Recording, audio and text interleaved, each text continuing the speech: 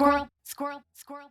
In this episode, I'm telling you the smorgasbord of energy tips to help you be more productive and more healthy in your business. Hi, I'm Katie McManus, business strategist and money mindset coach, and welcome to the Weeniecast. Squirrel. This may very well be the least sexy episode that we've ever done of the Weeniecast.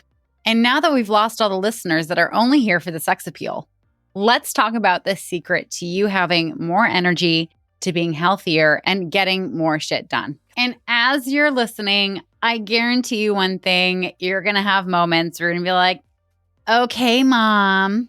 So if you want to call me Mama McManus for this episode, have at it.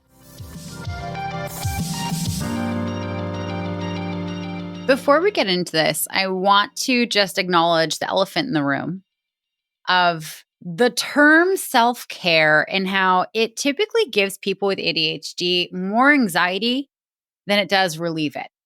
When we hear of self-care things that we need to do, it doesn't sound like, oh, wow, that would be so nice. Yes, I should absolutely do that. Wow, that would be so enjoyable. When we hear a list of self-care things that we should be doing, we think, oh, fuck, there's more I should be doing. Damn it. Like, is there enough time? How would I do that? Can I multitask it? Will people notice if I have a face mask on while I'm on a Zoom call with them? Maybe I'll just have my video off. Maybe I can take client calls while walking my dog. And our brains go into hyperdrive, trying to figure out all the ways that we can multitask all the things that we need to do, which we know never works. We might do it once, and then we forget about it because it doesn't become a habit, because it's not easy to do. So when we're talking about these things, forget the label self-care. These are critical things that you need to prioritize in your day-to-day that will help you have more energy. And when you make time for these things, and they will take time, you will actually be able to get other things done faster. In a world where we're trying to go faster and faster and faster and get more things done in less time, we're constantly breaking. We're taking shortcuts that actually don't get us to where we want to go.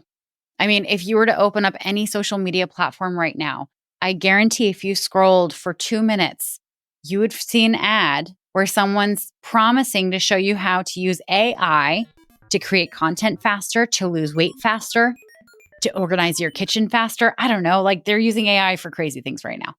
But the truth of the matter is, to go faster, you actually have to go slower. And that is so not sexy to say, but it's true.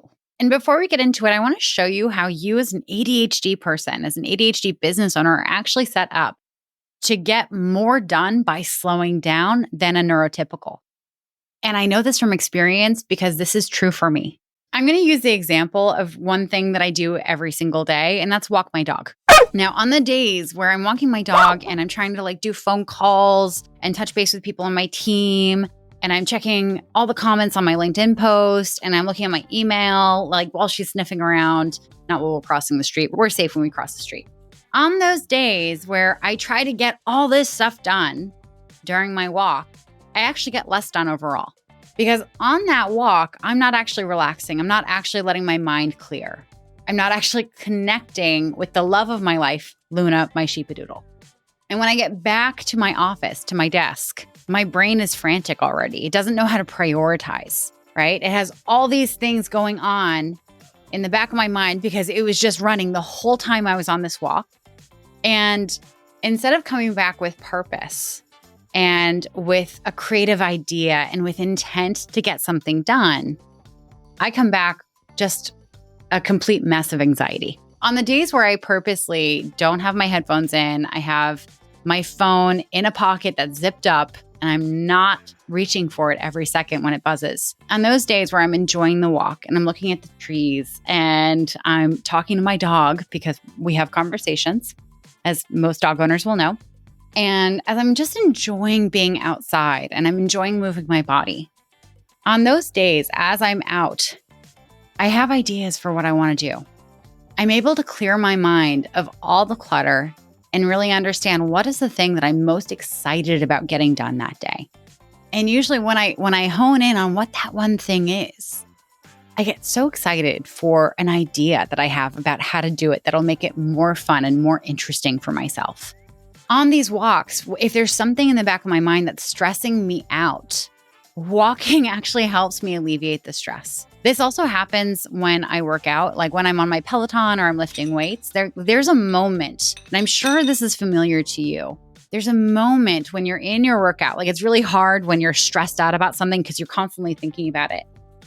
And it's so hard to describe the sensation, but it's almost like those little notches that they put in maple trees to drain the stuff that they make maple syrup with. It's almost like that gets tapped into your ankle, and out of your ankle drains all of the anxiety and stress that you've been experiencing. And you never know when it's going to hit in your workout. Like sometimes it's in the 5-minute mark, but sometimes it's like 29 minutes into your 30-minute workout. But the sensation is absolutely incredible. Like your body lets go of the cortisol and the adrenaline, which, by the way, if you're constantly in a stressed out state and you have adrenaline in your system, adrenaline can only be moved out of your body through movement. You can't drink enough water to wash adrenaline out of your system. You have to move it out. You have to go and get exercise. You have to get your heart rate up. It's the only way adrenaline moves out of your system.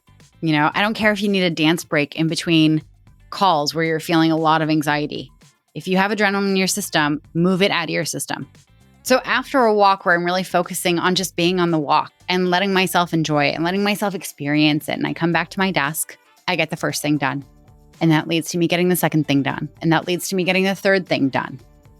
When we slow down to speed up, usually the thing that we do to slow down, the thing that sets us up for success, going for a walk, exercising, meditating, sitting down and actually eating breakfast and focusing on breakfast, and maybe having a nice time talking to loved ones as you have breakfast without trying to multitask in that moment.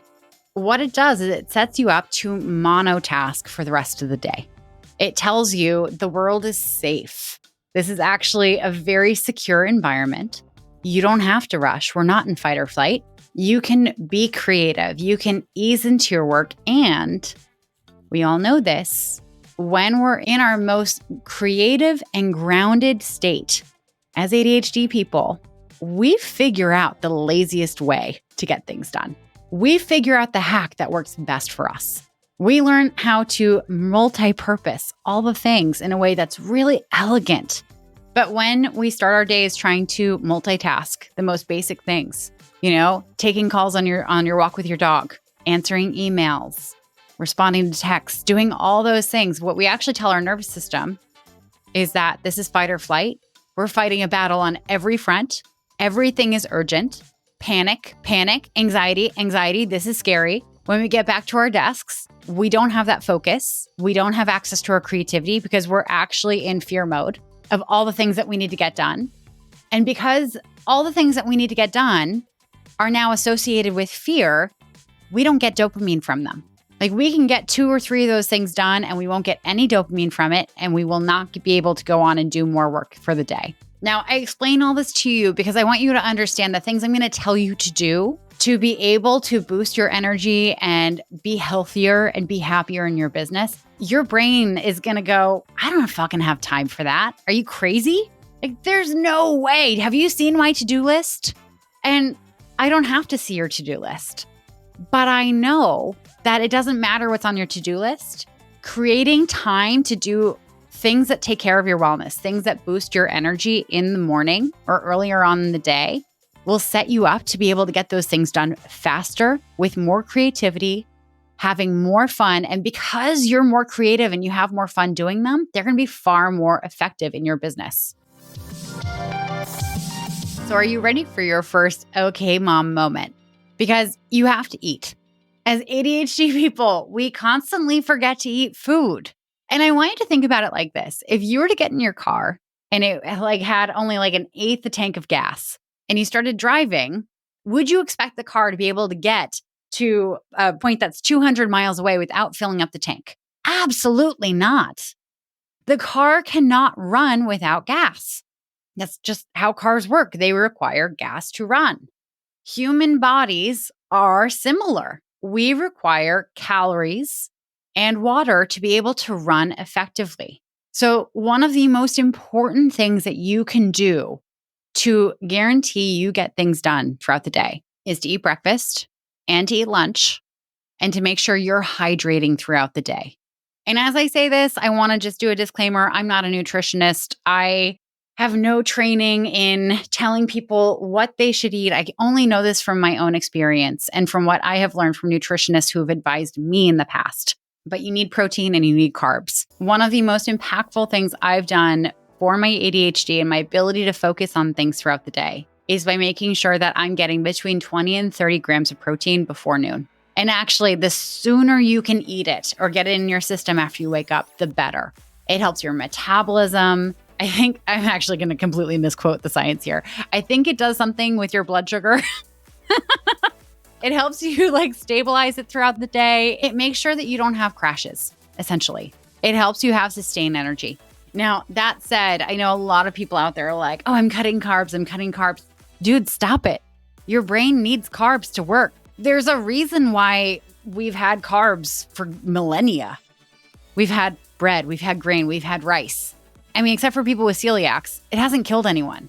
Sophia Loren even pointed to her body and was like, everyone, this is the result of eating pasta. You need carbs to be able to think clearly. So I don't care what you have for breakfast, but make sure that you're getting some protein and you're getting some carbs. And if possible, limit the amount of sugar. Sugar for an ADHD brain, I'm sure you've experienced this. It makes us kind of go crazy. It spikes our anxiety. We burn through it really fast and then we crash and we need a nap. And nothing against naps. I'm a big fan of a granny nap. I actually have granny naps most days, at least 20 to 30 minutes. Highly recommend them. But what I don't recommend is setting yourself up to need one because you're giving yourself a fuck ton of sugar every single day. The next thing that will help you be more productive, and I know this is an idealized world, right? For those of you who have kids, who have a lot of responsibility, do what you can. There's no perfect, okay? You don't have to go to the gym for a full hour for it to count. Do squats for 10 minutes. Do 50 push-ups and 50 squats and call that a day. But exercise. Studies have shown that lactic acid, which gathers in your muscles when you do exercise, actually helps our brains, the ADHD brain, focus more. That's the least scientific way I'm going to describe it. But if you can make your muscles burn a bit in the morning, it's going to help your brain focus later in the day. And of course, I'm not a personal trainer. I don't know what physical shape you're in. If there's any question, I want you to check with your doctor before you do any physical exercise. But know that if you can, and if it's healthy for you, exercise will help you be more effective in your work. It'll give you more energy, it'll give you more ability to focus, and it will lower your anxiety. The next one, I know you're probably tired of hearing this. If you don't already do it and you're not already sold on it, meditation. Meditation is one of the best things you can do for your mind to help you really calm your nervous system and be able to focus on one task at a time. Now, meditations can come in all different shapes and sizes. You can have guided meditations that you can do on an app. Those count. You could do transcendental meditation, which is what I do, where you sit for 20 minutes twice a day and you have a mantra. You can do a walking meditation. The Japanese call it tree bathing or forest bathing. I'm actually not sure what they call it, but you can go for a walk in the woods and it's very calming. You can go to the beach and you can watch the waves. Hell, there's a mindfulness meditation technique where you eat a grape. You eat a grape and you just focus on the grape. And actually, you can eat a raisin. It's more complex. You're focusing on all the different aspects of a single raisin that you can observe. And it gets you so hyper-focused into it that 10 minutes goes by like nothing. And it's incredibly calming. And at the root of it, I want you to think about it this way. If you create a practice where you sit and you're still and you have your eyes closed, even if you're just listening to a guided meditation, you know what you're training your nervous system on? The world is safe enough for me to sit here with my eyes closed. Your nervous system takes cues from your actions. If you're running around like a chicken with your head cut off, your nervous system is thinking, oh God, something's wrong. We shouldn't be there's something not safe about our environment. But if you're sitting with your eyes closed, that's a very vulnerable position and you're not moving and you're just listening to a thing or not, or you have a mantra, whatever, your nervous system is going to pay attention and think, oh, cool. It's safe enough for us to just sit here with our eyes closed and be vulnerable. Amazing.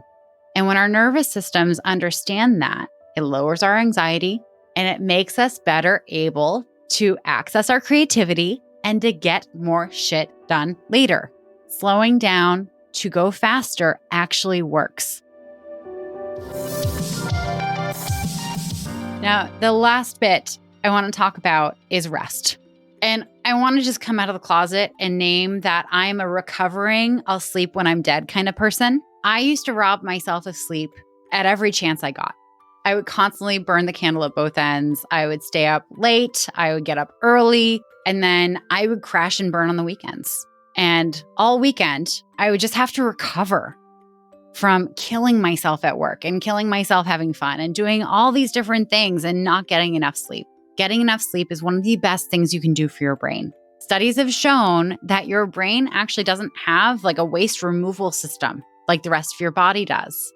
Okay? The only time your brain is actually able to declutter and get rid of dead cells, anything that's problematic, is while you're sleeping. It's the only time. So literally, if you're not giving yourself enough sleep, and I'm talking 7 to 9 hours, and those of us with ADHD, we actually need more sleep than neurotypicals because our brains work harder throughout the day. If we're not getting enough sleep, I want you to imagine like a city dump and people are dropping off garbage and it's just sitting there and it's not being moved offsite. Like that's what's happening in your brain. It's becoming a disgusting, clogged up, smelly mess. And the people who work there want to quit. Okay? That's what happens in your brain when you don't get enough sleep.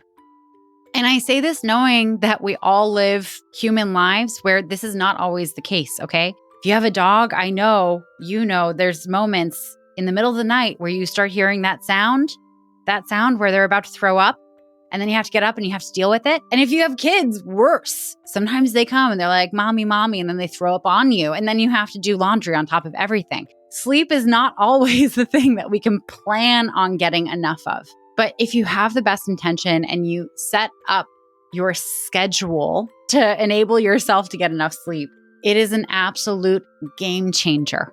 And yes, sometimes your job as a business owner, when you haven't had enough sleep and your brain just isn't braining, is to literally go and take a nap. I know it feels super lazy. It feels very indulgent, but I want you to look at it from this perspective. You charge a lot of money for your work. Your clients expect the best from you. How can you deliver the best if your brain is not at 100%? You can't. By you trying to push through exhaustion, you're actually doing a major disservice to your clients. I want you to imagine it's almost like a breach of contract. Part of the contract you have with your clients is that you are going to take care of your brain so that your brain can provide the service to them at a top level. For you to fulfill on that contract, you need to have enough sleep. And sometimes to have enough sleep, you need to take a nap. It's honestly like the best thing about running a business. Like, I don't know why more business gurus don't try to sell on the naps alone. Like, here they are, like sitting on private jets, waving money around. And all they have to do is just like film themselves taking a nap. And I'm sold. Like, sign me up for that. Sign me up for like, what soft pants are you wearing? Ooh, that looks like a cozy weighted blanket. Mm-hmm. Yeah. Oh, yeah. Oh, you have the sound machine on? Oh. I told you this is not a sexy episode, but maybe I lied because I know napping does it for me. Anyway. And that's it. If you want to be really good in your business, if you want to be healthy, if you want to get more stuff done in less time, you need to slow down. You need to schedule in these basic wellness activities into your day. You need to do them one at a time, no multitasking, to the best of your ability. And it will help you have greater access to your creativity, less anxiety, and a better ability to figure out the best way to get all the big projects done in the most lazy way possible, while still being incredibly effective.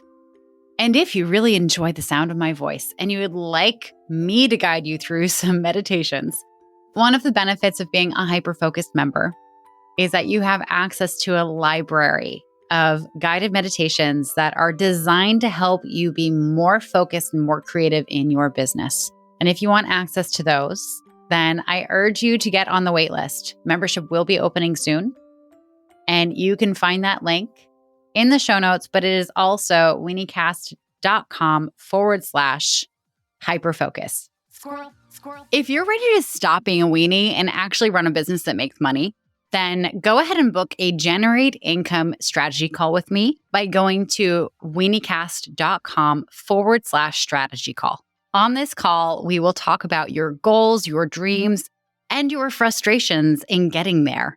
And if it's a fit for both of us, then we can talk about different ways to work together. Boom. I got excited about the word smorgasbord. Squirrel, squirrel, squirrel.